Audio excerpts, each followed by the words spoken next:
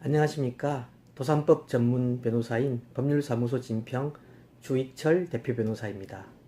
앞으로 법인회생, 일반회생의 팁 이것만은 꼭 알자 시리즈를 계속해서 연재할 계획입니다. 그리고 조만간 책으로도 출판될 예정입니다. 오늘은 그 첫 번째로서 법인회생, 일반회생, 간이회생, 개인회생의 차이를 간단히 알아보겠습니다. 법인회생은 법인이, 일반회생과 개인회생은 개인이 채무자인 절차이며 간이회생은 법인과 개인 모두 가능한 절차입니다.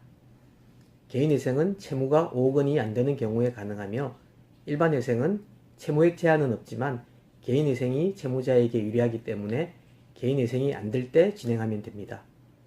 간이회생은 채무가 30억 원이 안 될 때 진행할 수 있는데 채무가 30억 원이 안 되더라도 간이회생과 일반회생의 장단점이 있기 때문에 이를 잘 알고서 선택해야 합니다. 간이회생과 일반회생의 장단점에 대해서는 다음에 알아보도록 하겠습니다. 회생기업은 멜팅 아이스 큐브라고 합니다. 즉 녹고 있는 빙산처럼 회생 신청 시기를 늦추면 회사의 기업 가치가 계속 떨어지므로 회생 절차를 진행해야 하는 기업이라는 판단이 들면 신속히 회생 절차를 진행해야 성공할 수 있습니다. 결국 회생 절차를 진행해야 하는지에 대한 빠르고 정확한 진단이 중요하므로 금융비용이 영업이익보다 크다든지 적자가 누적된다면 바로 상담받으셔서 절차를 진행해야 회사를 살릴 가능성이 커질 것입니다. 지금까지 도산법 전문 주익철 변호사였습니다. 안녕하십니까. 도산법 전문 변호사인 법률사무소 진평 주익철 대표 변호사입니다. 앞으로 법인회생, 일반회생의 팁 이것만은 꼭 알자 시리즈를 계속해서 연재할 계획입니다. 그리고 조만간 책으로도 출판될 예정입니다. 오늘은 그 첫 번째로서 법인회생, 일반회생, 간이회생, 개인회생의 차이를 간단히 알아보겠습니다. 법인회생은 법인이, 일반회생과 개인회생은 개인이 채무자인 절차이며 간이회생은 법인과 개인 모두 가능한 절차입니다.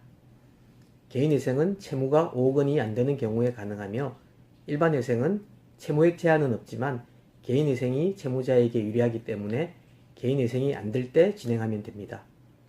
간이회생은 채무가 30억 원이 안 될 때 진행할 수 있는데 채무가 30억 원이 안 되더라도 간이회생과 일반회생의 장단점이 있기 때문에 이를 잘 알고서 선택해야 합니다. 간이회생과 일반회생의 장단점에 대해서는 다음에 알아보도록 하겠습니다. 회생기업은 멜팅 아이스 큐브라고 합니다. 즉 녹고 있는 빙산처럼 회생 신청 시기를 늦추면 회사의 기업 가치가 계속 떨어지므로 회생 절차를 진행해야 하는 기업이라는 판단이 들면 신속히 회생 절차를 진행해야 성공할 수 있습니다. 결국 회생 절차를 진행해야 하는지에 대한 빠르고 정확한 진단이 중요하므로 금융비용이 영업이익보다 크다든지 적자가 누적된다면 바로 상담받으셔서 절차를 진행해야 회사를 살릴 가능성이 커질 것입니다. 지금까지 도산법 전문 주익철 변호사였습니다.